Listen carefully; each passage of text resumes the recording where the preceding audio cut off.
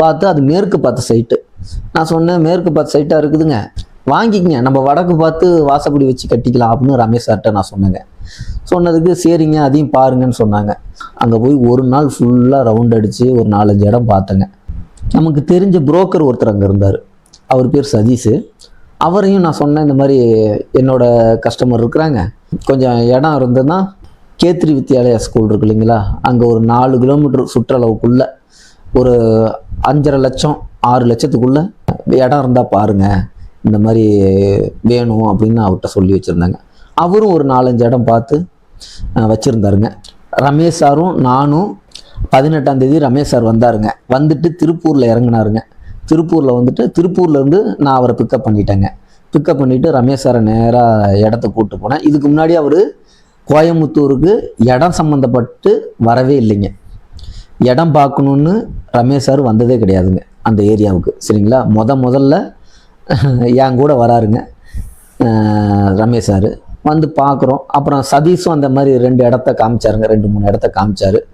நான் காமிச்ச இடமும் பார்த்தாரு. அப்புறம் நான் காமிச்ச இடம் 5.5 லட்சங்க சென்ட்டு, அது மேற்கு பார்த்த சைட்டு. அது என்னாச்சுன்னா, அது பக்கத்தில் வீடு இல்லைங்க, வேணாங்க அப்படின்ட்டாரு. ஓகே, ஒன்றும் பிரச்சனை இல்லைங்க அப்படின்ட்டு அப்புறம் அதை விட்டாச்சு. ரமேஷ் சார் இருக்கார் இல்லைங்களா, அப்புறம் சதீஷுங்கிற ஒரு புரோக்கர்கிட்ட நான் சொல்லியிருந்தேன்னு சொன்னேன் இல்லைங்களா, அவர் 2 இடம் காமிச்சாருங்க. அந்த இடம் வந்து ரமேஷ் சாருக்கு பிடிச்சிருச்சுங்க. பிடிச்சி அப்புறம் என்ன ஆச்சுங்க, அன்னைக்கே பிடிச்சிருச்சு. பிடிச்சி அன்னைக்கே சாயங்காலம் 5 மணிக்கு அட்வான்ஸ் போடுதுங்க. செண்டு வந்து அவங்க 6 லட்ச ரூபா சொன்னாங்க அந்த இடம். இப்போ நம்ம பூஜை போட்டுட்ருக்கோம் இல்லைங்களா, அந்த இடம் வந்து செண்டு 6 லட்ச ரூபா சொல்லி, செண்டு வந்து 5,20,000 பேசி முடித்து அட்வான்ஸ் 10,000 ரூபா காசு கொடுத்து புதன்கிழமை ரெஜிஸ்ட்ரேஷன் அப்படின்னு சொல்லி எல்லாம் பிளான் பண்ணி அட்வான்ஸ் கொடுத்தாச்சுங்க. அதுக்கப்புறம் பார்த்திங்கன்னா புதன்கிழமை ரெஜிஸ்ட்ரேஷன் பண்ணாங்க.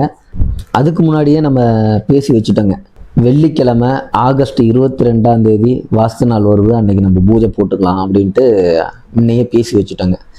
அதே மாதிரி எங்க பூஜை போடணுங்களேங்க, நீங்கள் வேறு உடம்பு சரியில்லையாங்க, எப்படிங்க வந்துடுவீங்களான்னு ரமேஷ் சார் ஃபோன் பண்ணிக்கிட்டே இருந்தார். அதெல்லாம் பண்ணிக்கலாங்க, நீ கவலைப்படாதீங்க, வெள்ளிக்கிழமை கண்டிப்பாக பூஜை போட்டுக்கலாங்கன்னு சொல்லி அன்றைக்கி வெள்ளிக்கிழமை வந்து பூஜை போட்டு நல்லபடியாக திருப்தியாக முடிச்சு கொடுத்து, அவங்க பேசுகிற வீடியோவும் உங்களுக்கு போட்டிருப்பேன், நீங்கள் போன வீடியோ பார்த்துருப்பீங்க. ரமேஷ் சார் அவங்க ஃபேமிலி அவங்க அக்கா எல்லாம் பேசியிருப்பாங்க. சரிங்களா, இதில் இருந்து உங்களுக்கு என்ன தெரியுதுன்னா, அவருக்கு நான் யாருன்னு தெரியாது, எனக்கு அவர் யாருன்னு தெரியாது, தெரியாமல் எந்த ஒரு நம்பிக்கையும் தெரியாதுல, முன்ன பின்ன ஆள் பார்த்தது கிடையாது இல்லைங்களா, எதையுமே எதிர்பார்க்காம